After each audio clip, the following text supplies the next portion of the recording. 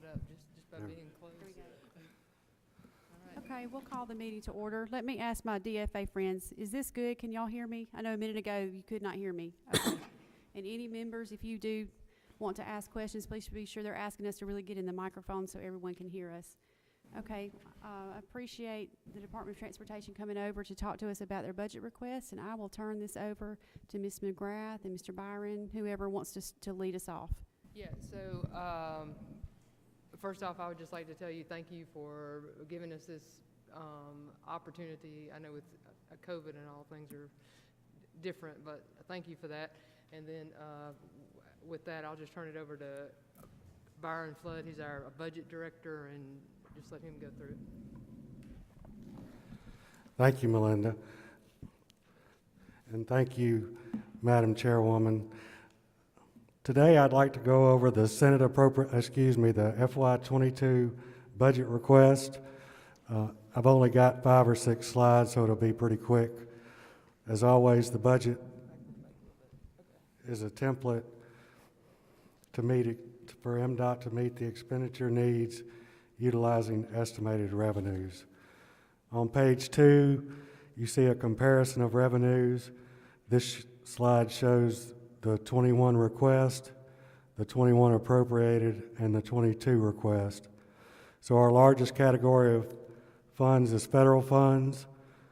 These funds flow from the Federal Highway Administration, and they come into MDOT as reimbursements for project expenditures. The fuel tax is our largest state category of revenue, and MDOT receives about 72% of the state fuel tax, and we estimate that 2022 will be $305 million. Truck and bus taxes and fees are the next biggest category. This is comprised of 2 things. One is the apportioned tag fees for large over-the-road trucks and buses. That generates about $60 million annually, and then overweight, oversized permits generates about $15 million, combined to be $75.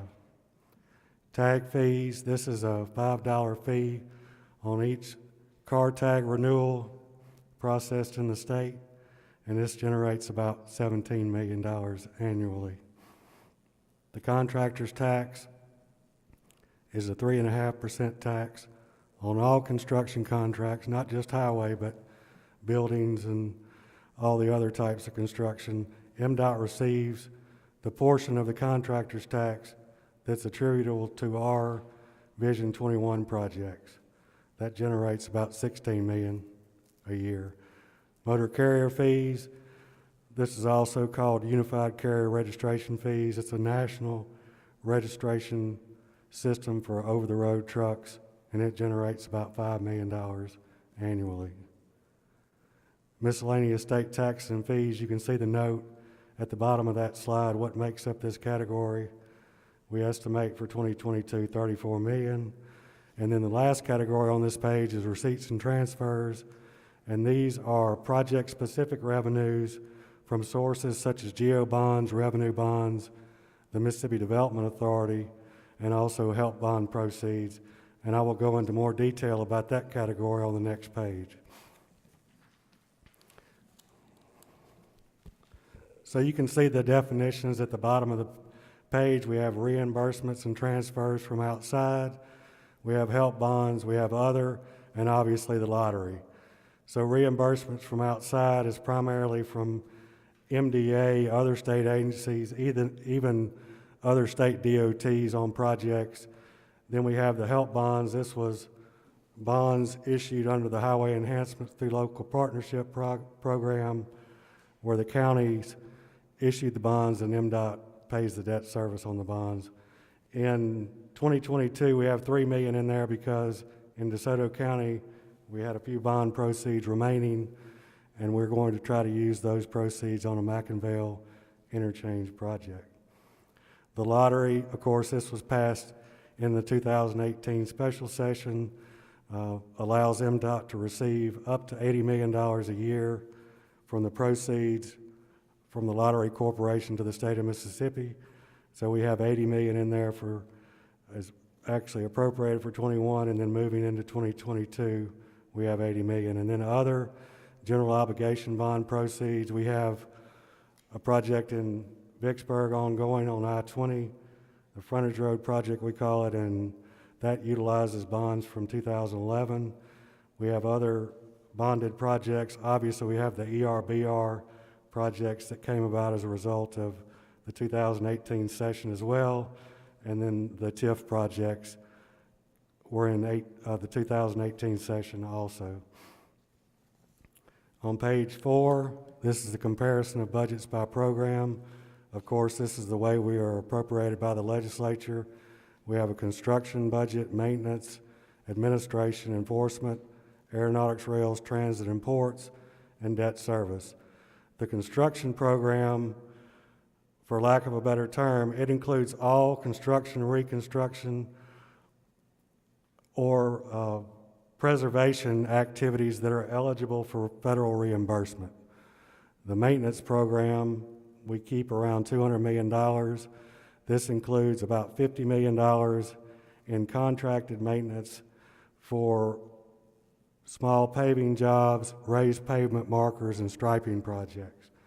The administration program includes all the buildings and also all the equipment that's purchased by MDOT, and that's steady at about 56.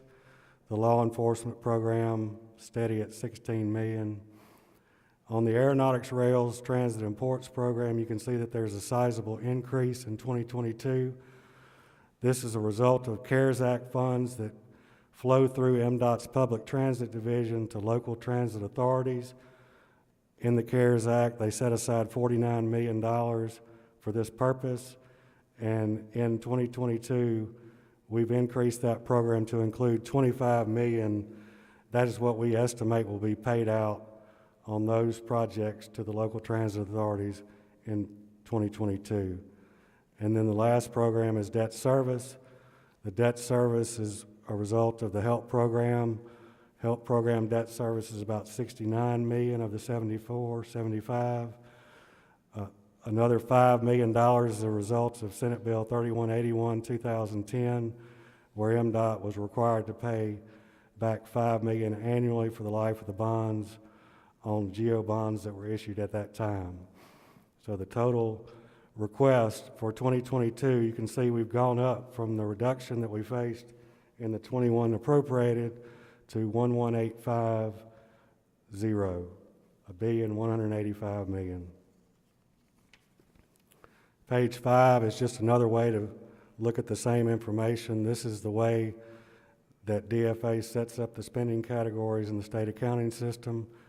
So we have salaries, travel, contractual, commodities, payments to contractors, land, buildings, equipment, and then subsidies. So salaries, the 183 figure is the value of all the filled and vacant pens that MDOT has. The travel, the request is flat. However, we haven't been spending money in the travel category because of COVID-19. It's obviously restricted even some of the in-state project travel, as well as obviously any out-of-state travel. Commodities, when people think about commodities, they think, pencils, paper, and that sort of thing, but MDOT's commodities are fuel and asphalt. So we keep a pretty steady level of about 40 million in that budget. That covers all the fuel, asphalt parts for equipment and so forth. Obviously, gas prices right now are a little low, but we always need to have enough in that category that if we did have an increase in gas prices, a spike, that we could cover that. The payments to contractors, obviously this is what we pay for highway construction contracts, and you can see that there's a big increase, not a big, but an increase from the reduced 21 appropriated into 2022. Capital outlay, land and buildings, there's also an increase here. We anticipate right-of-way costs associated with some projects that are ongoing. One is in DeSoto County on I-55, a widening project, also State Route 15, and also the State Route 19 project we're getting in where we need to do some utility relocation. The equipment budget we keep flat at $13.5 million, and then subsidies is a combination of several things. It's all the aeronautics, rails, ports, and public transit program that you saw on the previous page, as well as debt service and payments that flow through state aid. So there again, you see the big increase from 150 to 172. That's the result of the CARES Act funding that you saw on the previous page that hit into the aeronautics, rails, ports, and public transit program. So overall, from the reduced 21 appropriated, we're asking for an increase up to 1185, $1,185 million for 2022. And that's all I have, Madam Chairman. We'll be happy to answer any questions. Thank you. I do have a few questions. And you know, I'm learning. So in the bill, when we start to generate the bill, there are going to be just a few subcategories that deal with maintenance and construction and so forth. And I think it may be in the budget request, but could you educate the committee a little bit on how you define construction and how you define maintenance? Because in my mind, construction would be the actual work, but when I feel like there could be some administrative costs worked in there. Can you just help us understand? So the construction costs, as I said when I spoke about the program, it's not just the actual cost that goes to the project. It is all the costs that are associated with that project. In other words, the cost of, say, the State Route 19 project, you'd have the payments to the contractors, you'd have any design that went into that project from the beginning of it into the right-of-way phase, into the construction phase. It would also include oversight expenditures like CE&I. So when we say construction, we mean all the phases that are associated with a project, not just the actual contractor's construction.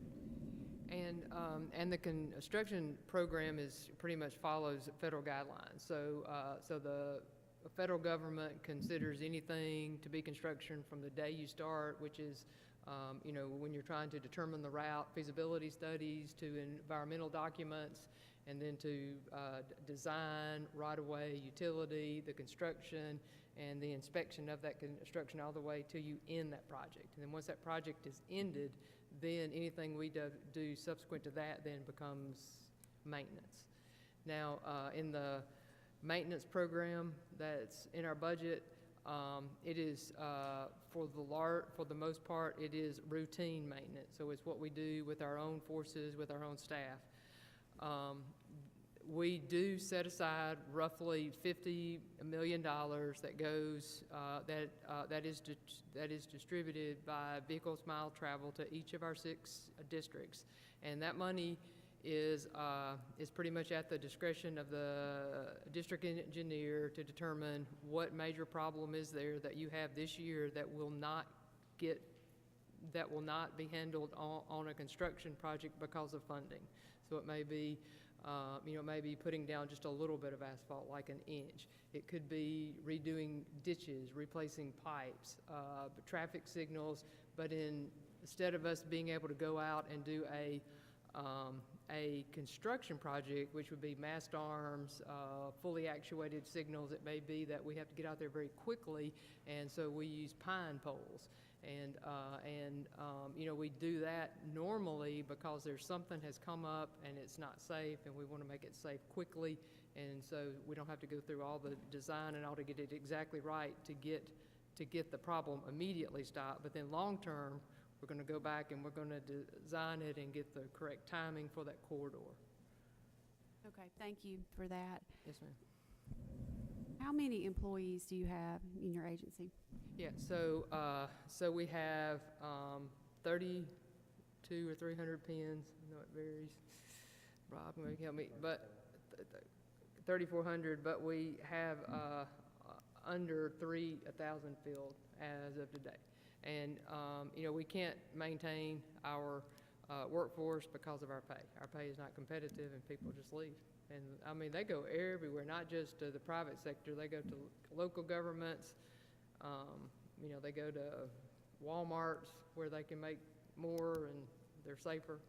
So, of those 3,400 pins, the ones that have been vacant, on average, how long have most of your pins been vacant?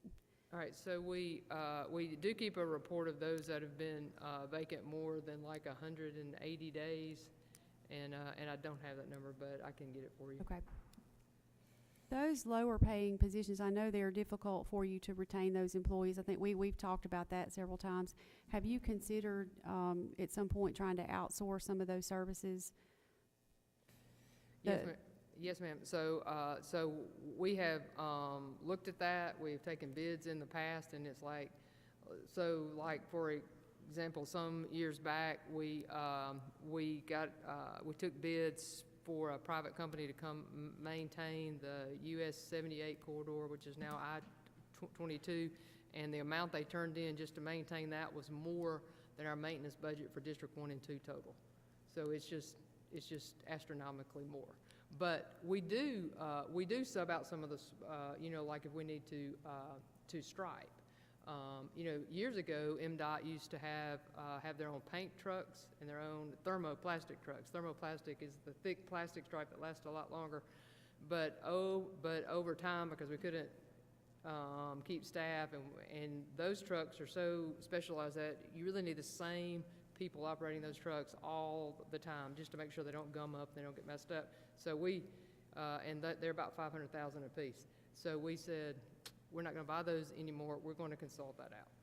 And I I believe based off of what we're seeing, it's actually cheaper for us to do that type of stuff.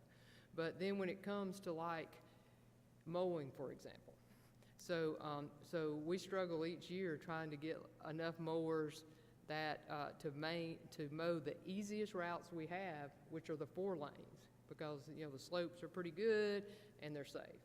And every year we end up having to terminate them because they just don't come. That's one thing. Other thing is like District 7, which is Macomb South, has been doing their own mowing now for a number of years because it's cheaper and they get a lot better results. District 6 tried a pilot a couple of years ago, and it's turned out really well to where we can lease the tractors for the summer, and then we take all of our maintenance staff and some of our construction staff, and we even pick up summer workers to come help, and that's worked out really well. But then what has happened is the companies that were providing us the lease tractors, they'll only lease a certain amount, and so they're not doing that anymore. So we do try to sub out that work or get a contractor to do it. The problem is that it does cost a little more, but often, but not in every situation. Like the thermoplastic, I mean, that's hands down, that is the right thing to do. Roadway lighting, definitely hire somebody to come in and do that for us. When we get into a storm situation where everybody is bidding for the lowest bidder, it's very difficult at that point because people are going to go to the highest payer, which they may be the lowest bidder for the cities and the counties, but they're paying a lot more than what we pay. So, it's kind of a balance that we need between what we can privatize and what we need to keep. But maintenance is probably one of the biggest areas where you need a core, because when you get into an emergency situation, you need to be able to pick that phone up and know your guys are going to be there and that they want to help. Now, on the construction side, we consult out design 3 or 4 times more than if we were able to keep our own staff. We consult out CE&I on some projects, and it's 3 or 4 times more than what it would cost us. But we have to do it. We no longer have the trained staff. We cannot keep them. The other thing is once we start down that road, we're not going to have hardly any staff left, and then you're going to be consulting out more and more, so you're going to get less and less done with the same amount of money. So it is a balance. Okay, thank you for that. I appreciate it. Talk to us about travel. I noticed in your request for travel there was an increase Can you just speak to us a little bit about the money there, or the request?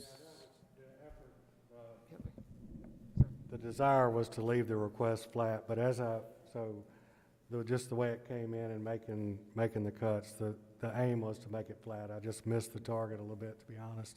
And then also, the amount of money that we're spending on travel is not near the amount that's in the budget request. I think so far this year, we've spent about $600,000 statewide for travel. So that was just a little bit of an error on my part. It should have been flat. Okay, could you get us an amended request that reflects that, so we can make that a part of our file?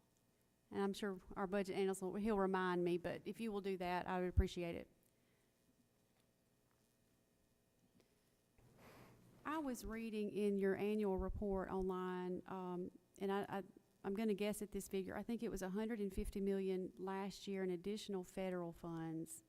Does that ring a bell to you? There was an additional amount that came down that I don't know it was standard in your budget, and I was wondering do you anticipate that again this year, or do you know what could be expected? Yes, we do anticipate an increase in federal funds, and it's primarily because of some grant money that we've received. So we received $52 million on a project in Itawamba County. That was a bill grant. I think State Route 19 was $25 million, and also the Greenville Bypass, US 82, I think that was about $50 million as well. So those were grants that we applied for subsequent to our normal allotment of federal funds. We received those grants. They will spend out over multiple years, and that will lead to an increase in the amount of federal funds that we receive. Absolutely. Okay, thank you.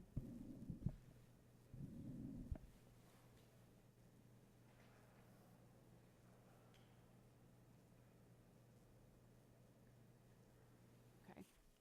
Any questions from any committee members? Mr. Chairman, anything?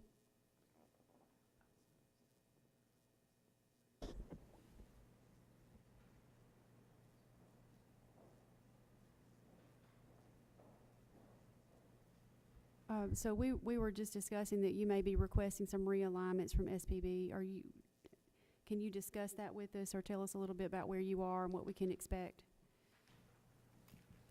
Yeah, so what we're actually asking for is some flexibility in our appropriation bill to not have the compliance language, so that we can realign our maintenance techs, our construction techs, and some of our engineers. In particular, it's our engineers that are in our design divisions, like roadway design, bridge design, traffic engineering, planning, our planners. So it's the people that I really believe if we can, and also there's some project offices throughout the state that we can't keep people in either. So we're looking, I mean, it's not my salary. It's looking to try to build our workforce back and to just maintain a stable work environment. So we do have a lot of vacant pens, and we would hope that we could get all those pens back so we can collapse those and use that money to offset the extra, that'll be needed to realign those positions. Is there an existing procedure in place in your agency that you can maybe provide raises based on merit or skill set or something along those lines? All right, so you cannot do merit anywhere in state government as far as I know. But we do have, like in the maintenance series, we have like a career ladder. So like if you're maintenance tech 1 and you get your commercial driver's license, and then you learn to do certain skills, then you can go to a 2, and then after you learn a few more skills, you can go to a 3. The problem is that the base salary for those pins is not high enough, and so what they do is they come to us and we help them get their CDL, and they go work for the county or they go work for somebody else. And so what we'd like to do is be able to get the base pay up to where we can keep them. Okay, thank you. Any questions by any members? Okay, anything else you'd like to add? Yes, ma'am, if Okay. you don't mind. Sure. So on the LBO recommendations, you know, they cut our construction program pretty hard, and the bulk of our construction program is federal. So if we take a big cut like that, we're probably going to lose federal funds because we're not going to be able to make expenditures. So, you know, so we would really ask for consideration in being able to get our full budget. You know, we're a special fund. Our money doesn't come out of the general fund. And we're very federalized. And, you know, there's been a lot of talk in particular about, you know, what may or may not happen, you know, with the new administration in D.C. And, you know, I've been reading a lot, and it looks pretty hopeful. And, you know, Byron touched on the cut to the transit program, that $27 million. You know, we were asked to actually put that in our budget. So to reflect the money that came from the federal government, and that's money that goes directly through us to the local transit providers, whether it's the Choctaw Indians or, you know, Bolivar County. And so we would just ask for that consideration. Thank you. All right, well, if there are no other questions, we'll stand adjourned. Yes, ma'am. Thank you for coming. We appreciate your you. time. Thank you.